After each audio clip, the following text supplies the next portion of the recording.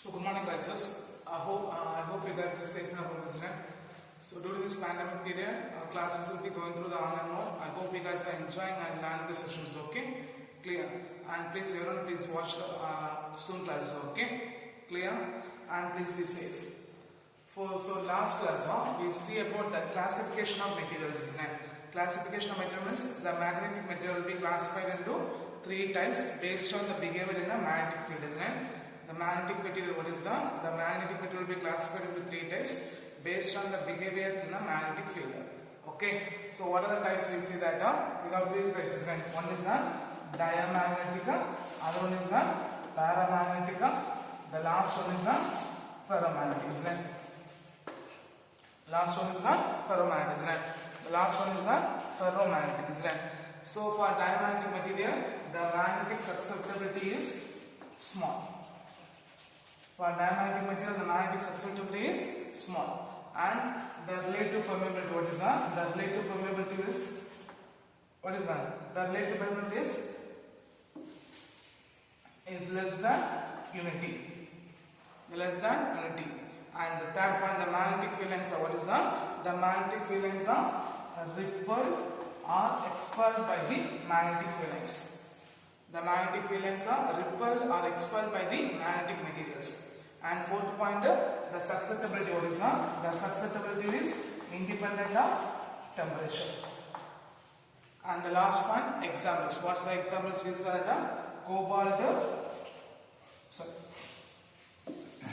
bismuth, copper, and water. Isn't it? So these are the properties of a diamagnetica. Then paramagnetica, the magnetic susceptibility is large. Okay, the magnetic susceptibility is positive. What is that? The magnetic susceptibility is positive and large. Here magnetic susceptibility negative and small. Here it will be positive and large. And the relative permeability will be greater than unity. The relative permeability is greater than unity. And the magnetic field lines are attracted towards the magnetic material. What is that? The magnetic field lines are attracted towards the magnetic material. Then fourth point, the susceptibility is, what is that? The susceptibility is inversely proportional to the temperature. An example, platinum, aluminum. What is that? Platinum and aluminum. Platinum and aluminum. Okay, clear? Then ferromagnetism, what you get? The susceptibility is very large. What is that? The magnetic susceptibility is very large, and the relative permeability also very large. Then it will be attracted towards, what is the magnetic field lines are attracted towards the magnetic material. Then the susceptibility, what is that? The susceptibility is inversely proportional to the temperature. And examples, iron, cobalt, and nickel. Isn't it? So these are the properties of a dia, para, and ferromagnetism we see in the last sessions. Okay. Then today's sessions we are going to see about one of the important topic, hysteresis. Okay. What is the hysteresis? So we know that when a ferromagnetic material, what is that? When a ferromagnetic material placed in a magnetic field, the material get magnetized due to inductions. The material will be magnetized by inductions. Okay, so we know that when a ferromagnetic material, what is that? When a ferromagnetic material placed in a uniform magnetic field, the material get magnetized by inductions. In which, while the study of, what is that? The ratio of a magnetic induction with respect to the, what is that? The ratio of a magnetic induction with respect to the magnetic field or magnetizing field, which is not linear. Okay, which is not linear. Okay, which is not linear. At the same time, the ratio of, what is that? The ratio of a magnetizing field, what is that? The ratio of a magnetic induction with the magnetizing field is not constant. The ratio of a magnetizing field with respect to the magnetic field is not constant. Okay, clear? So what's the point? We are saying that when the magnetism, what is that? When a ferromagnetic material placed in a magnetizing field, what is that? When a ferromagnetic material placed in a magnetizing field, the material get magnetized by inductions. The material get magnetized by induction. One of the important characteristic of a ferromaterial is, what is that? One of the important characteristic of a ferromaterial is the magnetic induction with respect to the magnetic field is not linear. Okay, is non-linear. Non-linear means is not constant value. So here we are going to see that. Okay, clear? So when a ferromagnetic material, what is that? When a ferromagnetic material will be placed in a specimen, or placed when a ferromagnetic specimen is placed in a magnetising field.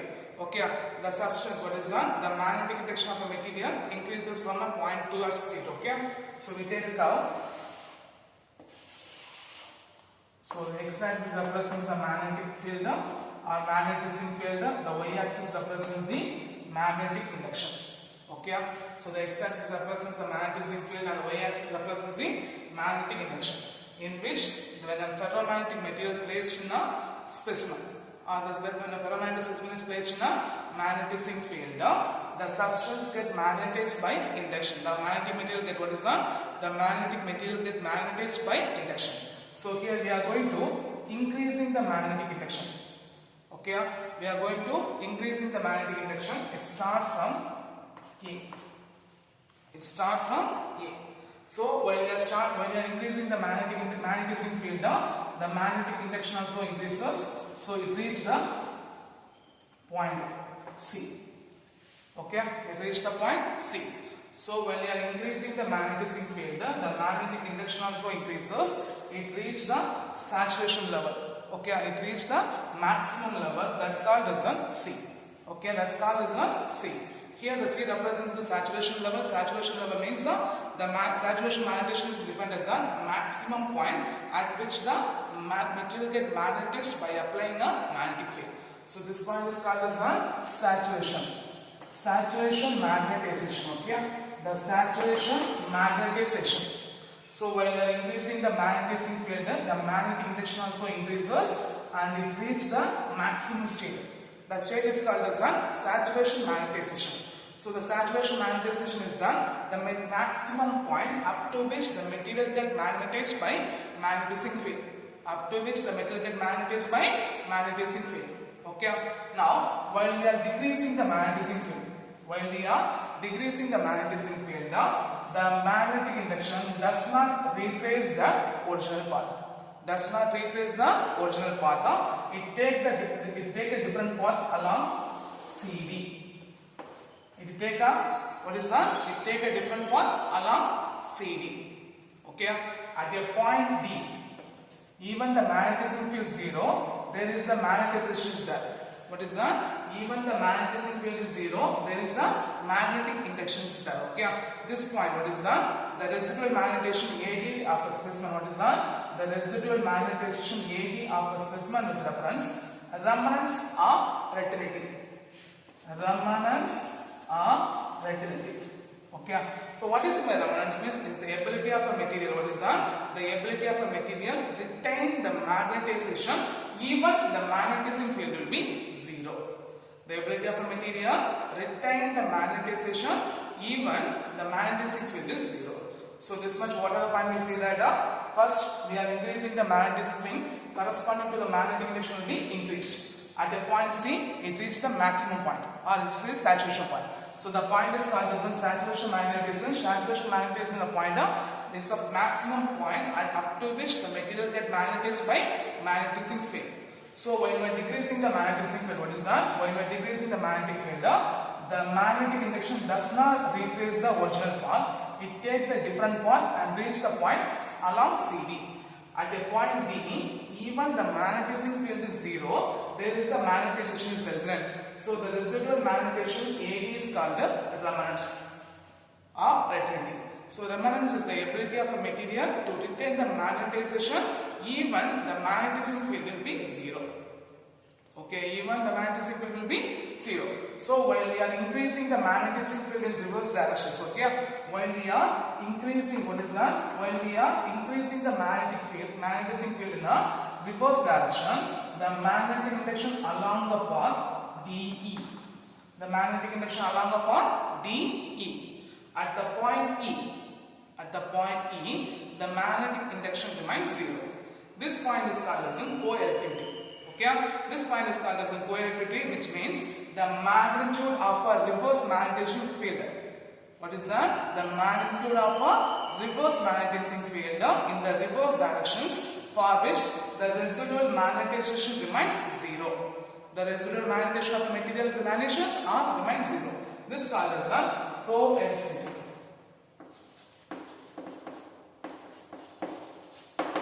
Okay, clear? So what's the point when we say that by we are going to increasing the magnetic field in the reverse direction. What is that? We are going to increasing the magnetic field in the reverse direction. The magnetic induction take along a path DE. At a point E, the magnetization of the material remains 0. The magnetization of the material remains 0. So 0 means the point is called, the point AE is called, what is that? The path A is called as a coercivity. Coercivity means, what's in the coercivity? It's the magnitude of a reverse magnetic field. What is that? The magnitude of a reverse magnetic field for which the magnetization of the material remains 0. For which the magnetization of the material vanishes. This is called as a coercivity. So while we are increasing the magnetic field, what is that? While we are increasing the magnetic field in reverse direction, the magnetic induction also increases and it reaches the point. Okay? And it reaches the point or it reaches the saturation at the point F. Okay? Now, while we are increasing the magnetic field, what is that? While we are increasing the magnetic field in opposite path, it will take a different path. What is that? It take a different path. F, G, K. Okay, clear? So the closed path, what is that? The closed path A, C, D, E, G, K, C. This closed loop is called as a hysteresis loop. What is that? This closed loop is called as a hysteresis loop, which is corresponding to the one cycle of magnetization. Which is corresponding to the one cycle of magnetization. Okay, clear? So here, what are the point we say that also the phenomena, what is that? During this entire cycle, the magnetic induction, what is that? The magnetic induction lag behind the magnetism.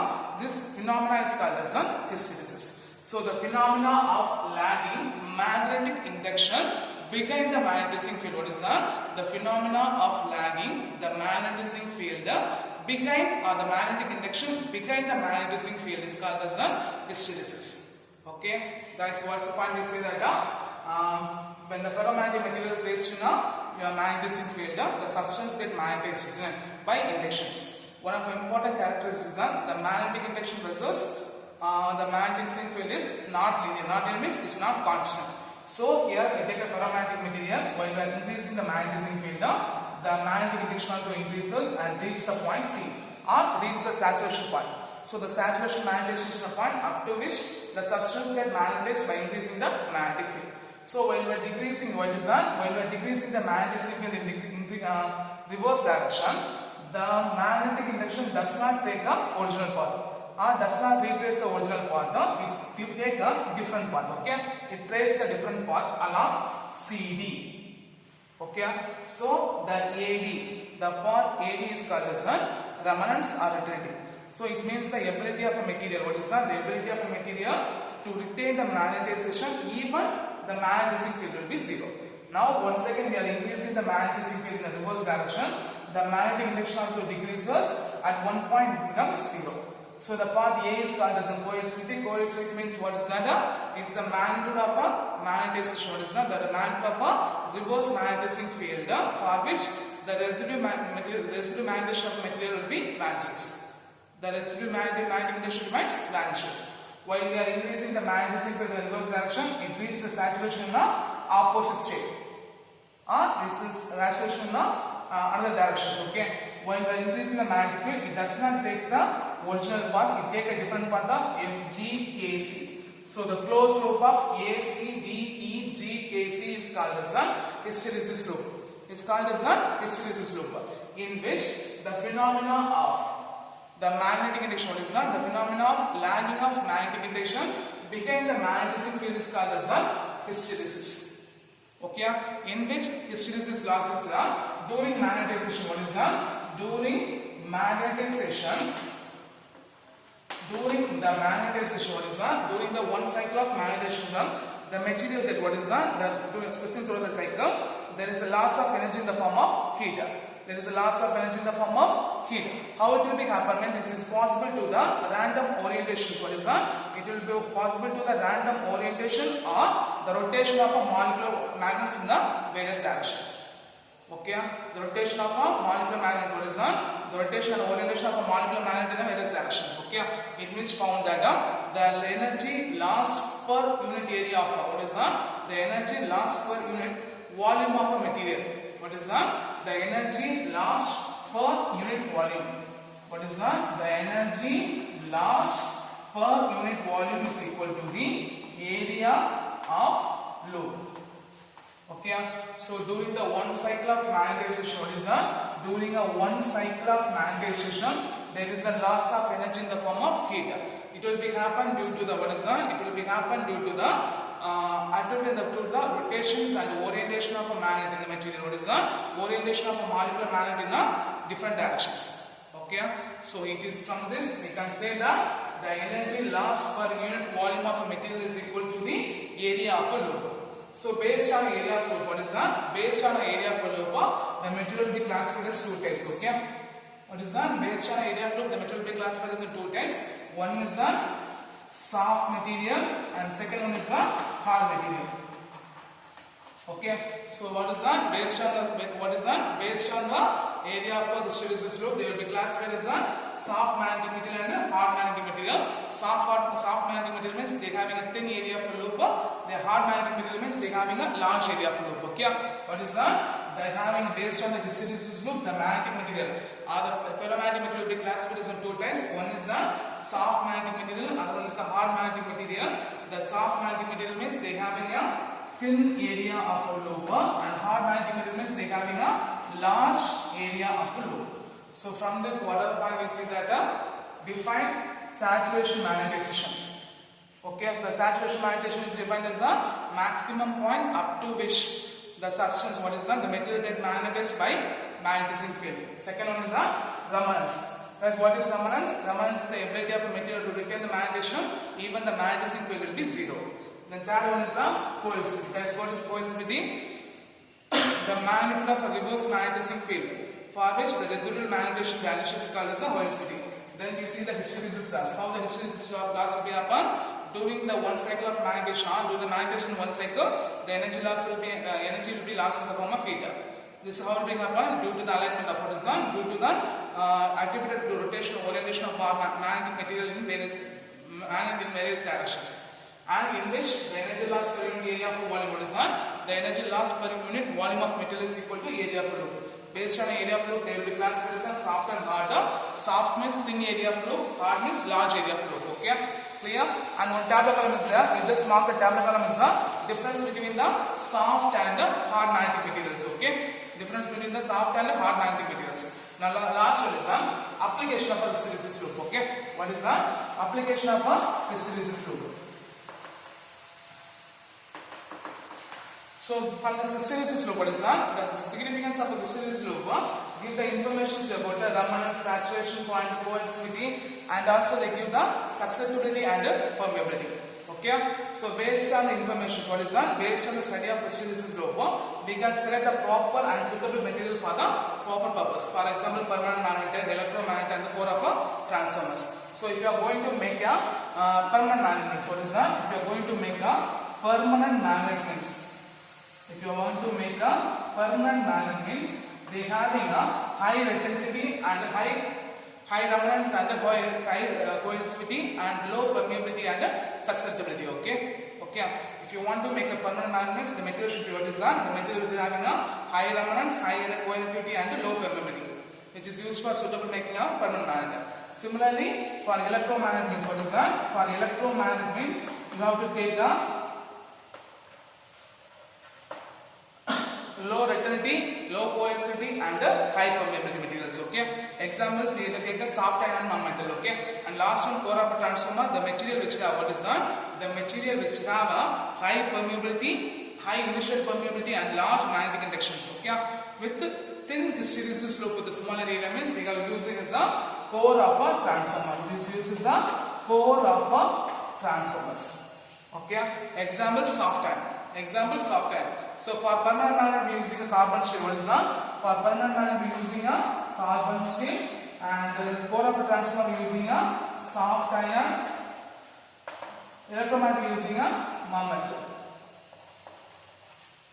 Okay, clear? Soft iron and armature.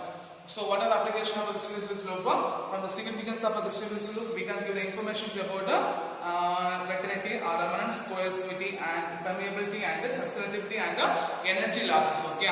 So based on the hysteresis loop, we can select the proper material for the purpose.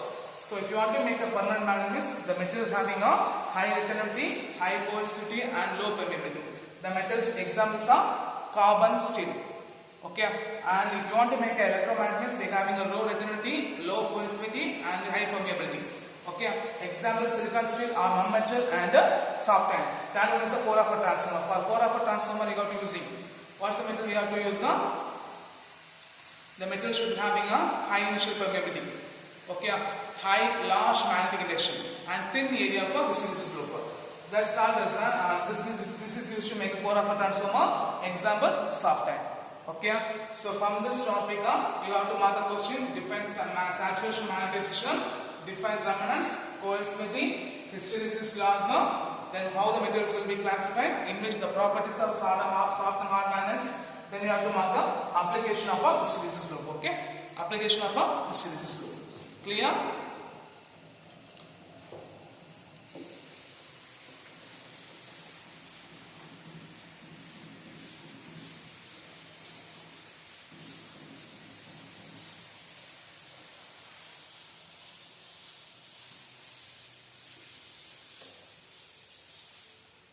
So the next one is the magnetic effect of current. Okay, what is the magnetic effect of current? So this much we see about the hysteresis loop. The next one is the magnetic effect of current. In the year 1820, okay, in the year 1820, Danish scientist Sir Hans Christian Ørsted, okay, Hans Christian Ørsted. He was the one who first find out whenever the magnetic compass is, what is that? The magnetic compass is deflected. What is that? The magnetic compass is deflected whenever the current will be flowing through a conductor. From this point we can say that whenever the current flowing through the conductor, they are producing a change in magnetic field. They are producing a change in magnetic field. Due to this change in magnetic field, the magnetic needle will be deflected. And if the direction of the current will be reversed, means the magnetic needle also deflected in the opposite direction. Okay, the magnetic needle also deflected in the opposite directions. This leads the development to theory of electromagnetism. What is that? This leads to the theory of electromagnetism, which is unify the branch of electricity and magnetism. This leads to the development. What is that? This leads to the development of a theory called electromagnetism, which unified the branch of physics, electricity and magnetism. Okay. So in the year 1820, Hans Christian Ørsted, one of a Danish scientists, he was the one who find that whenever the current carrying or electric current will be carrying through the wire, the magnet will be deflected. So why it will be deflected? Because by proper investigation he observed that what's the point he observed means whenever the change in magnetic field, what is that? There is a change in magnetic field around the conductor, around the current carrying conductor. There is a change in magnetic field. What is that? There is a change in magnetic field around the current carrying conductor. So whenever the current will be passing through the conductor, there is a change in magnetic field will be produced, so that magnetic field will be, the magnet will be deflected. Magnet will be deflected. So when the direction of the current is reversed, the magnet will also deflected in the opposite directions. From this point, there is a development of a theory called electromagnetism, which unify the branch of physics, electricity and magnetism. Okay, clear? So next we are going to see about the magnetic field on a long straight current carrying conductor and a current carrying circular loop. Okay, so consider a long straight carrying current I. Okay, it producing a magnetic field. So when the magnetic compass or when the magnet will be brought near the wire. When a magnet will be brought near the wire means there is a torque force. What is that? There is the experience of a torque force tend to align the direction of a magnetic field. So what's the point of when a current carrying conductor? What is the consider long straight current carrying conductor or long straight conductor carrying a current? It producing a magnetic field. So when the magnetic compass is brought near the conductor, what happened there?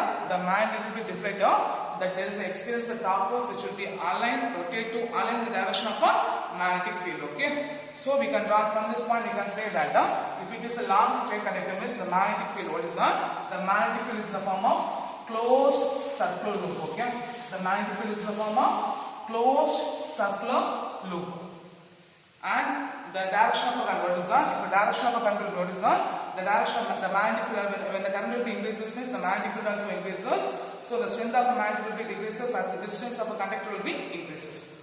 Okay, so if the distance of a conductor will be increases means the strength of a magnetic field will be decreases. This is the first one. Then second one, current carrying a circular loop. Okay, current carrying a circular loop. So we take a cupboard in which we take a current carrying circular loop is connected by a battery.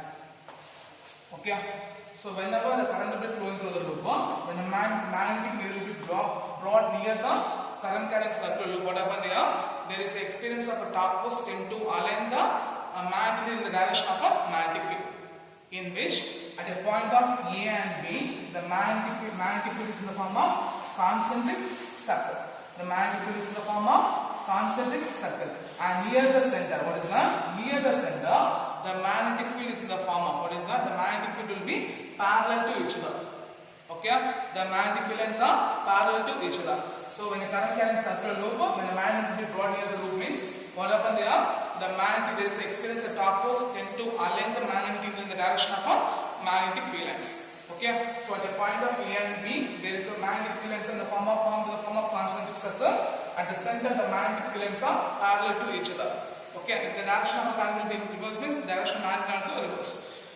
In which the strength of a magnetic field will be increased. What is that? The strength of a magnetic field will be increased. Either the current will be, either the magnet of the current will be increased, or the number of turns will be increased, or both the current and the number of turns will be increased. Okay, from this, the direction of a current is given by two rules. Okay, one is that right hand thumb rule, and other one is that right hand cork screw rule. Okay, for example, you take this is the conductor. Okay, if I hold like this means, what is that? If I hold like this means the thumb points the direction of a current. My thumb points the direction of a current, and the curl of a fingers, what is that? The curl of a fingers which represents the direction of a magnetic field. So, what's the right hand thumb rule? The thumb, what is that? The thumb points the direction of a current means, what is that? The thumb points the direction of a current means the curl of a fingers, what is that? The curl of a finger which represents the direction of a magnetic field. So, we take a conductor. If a conductor will be held like this means the thumb points the direction of a current. What is that? The thumb points the direction of a current, and the curl of a finger points the direction of a magnetic field. And the right hand cork screw. Okay, while you are rotating the screw, okay, the direction of the screw advance. What is that? The direction of the screw advance which gives the direction of the current. For example, if it is a screw, while I am rotating means the screw is moving towards this direction. So the direction of a screw advance gives the direction of a current, and while the direction of a rotating the screw which gives the direction of a magnetic field. Okay, clear? So for this session we are going to see the two important questions. One is the right hand thumb rule and right hand cork screw rule. What is right hand thumb rule? The thumb points the direction of a current, and the curl of a finger which represents the magnetic field. While we are rotating the screw, while the direction of the screw advances which gives the direction of a current, and the rotation of the screw which gives the direction of a magnetic field. Okay, so you mark the question. What are the questions today? Study question. Only two more questions, sir. Define resonance, define retracting. Okay, define resonance or retracting, define coercivity, and what is hysteresis loop. Okay, then properties of a soft and hard magnets. Then application of hysteresis. The last two more questions. Straight right hand thumb rule and straight right hand cork screw rule. Okay, clear? Totally 7 questions you have to learn. Okay, in which 5 questions are 2 more questions, only 3 more questions are there. That's the application of a hysteresis loop. Okay, so I hope you understand the session. Thank you guys.